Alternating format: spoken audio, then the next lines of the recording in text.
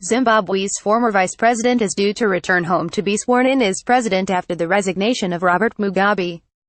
Emmerson Mnangagwa was sacked 2 weeks ago by Mr Mugabe, a move that plunged the country into a political crisis and eventually led to the dictator's resignation after 37 years in power. One of Mr Mnangagwa's assistants, Larry Mavhima, said Comrade Mnangagwa is coming back today. He was expected to land in Zimbabwe at 4 p.m. UK time and be sworn in on Friday, according to the country's state broadcaster. Wild celebrations continued on the streets of Zimbabwe overnight, with people dancing and singing following Mr Mugabe's departure. Zimbabwe's next president, who is the crocodile image the end of Mugabe's reign, sparked parties in the streets. "Welcome to the new Zimbabwe," people chanted outside the Harare Conference Center, where MPs had earlier met to start impeachment proceedings.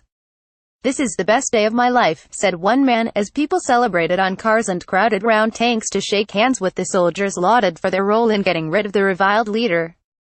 "We didn't fight the 1980 war, but we fought the 2017 war, and we are happy that Mugabe is gone, and he's gone for good. Happy New Zimbabwe," said another Harare resident. Zimbabweans in other countries also celebrated the downfall of their longtime leader. What next for Zimbabwe's crippled economy?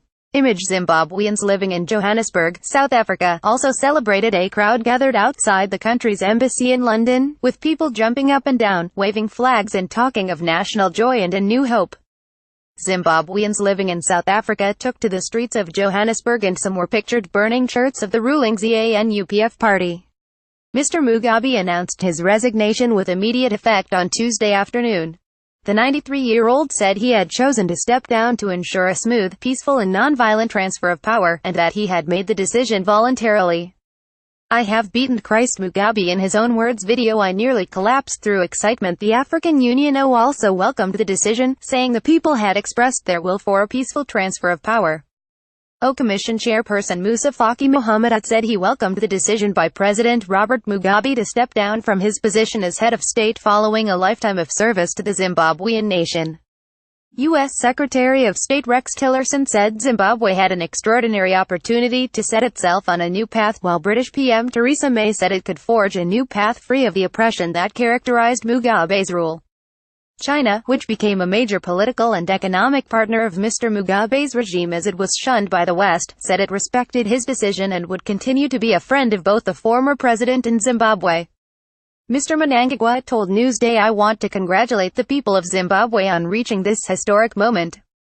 Profile assassination attempts, power grabs and tyranny." Image Mugabe's portrait is removed from a wall in Harare's International Conference Center. "Together, we will ensure a peaceful transition to the consolidation of our democracy, and bring in a fresh start for all Zimbabweans and foster peace and unity." Earlier this month, Mr Mugabe sparked the political crisis which ended his dictatorship by sacking Mr Mnangagwa, paving the way for his wife Grace to succeed him. Military chiefs reacted by taking control of the capital, seizing the state broadcaster and placing Mr Mugabe under house arrest. The ruler initially refused to stand down and told Zimbabweans in a televised address they must learn to forgive. The thrill of being swept up in Zimbabwe's joy. Image 1980 Mr Mugabe and then UK Prime Minister Margaret Thatcher meet. The year Rhodesia became Zimbabwe. Image 1979 Robert Mugabe and the Zimbabwe African People's Union ZAPU leader Joshua Nkomo at the Lancaster House talks that led to the end of colonial rule. Image 1980 Mr Mugabe, the newly elected as Prime Minister of Zimbabwe, holds a press conference in his garden. Image 1982 Mr Mugabe visited the Queen at Buckingham Palace with his first wife, Sally. Image 1984 Mr Mugabe addressing a crowd at Harare Stadium the year after suppressing an armed rebellion in Ndebeleland. Image 1984 He was awarded Doctor Honoris Causa at the University of Harare, an institution he would later be Chancellor of. Image 1986 Mr Mugabe leaves the scene of the African National Congress ANC offices that were bombed days earlier by a South African commando. Image 1986 Cuban President Fidel Castro shares a laugh with Zimbabwean President Canaan Banana and then Prime Minister Mr Mugabe. Image 1988 Mr Mugabe speaks to the press at the United Nations about the Africa Prize for Leadership. Image 1993 Chinese President Jiang Zemin welcomes Mr Mugabe with the Chinese honor guard during a welcoming ceremony outside the Great Hall of the People in Beijing. Image 1996 Robert and Grace Mugabe married in a ceremony attended by 6,000 guests. Image the couple became known for their outfits. She was nicknamed First Chopper and Gucci Grace. Image 2005. Mr Mugabe was sometimes seen asleep in public in later years, such as here at an African Union meeting, but friends insisted he remained sharp of mind. Image Mr Mugabe addresses a rally in Sanyati, November 2005, on the eve of the senatorial elections. Image 2017. With his time in office drawing to a close, Mr Mugabe was seen negotiating with generals.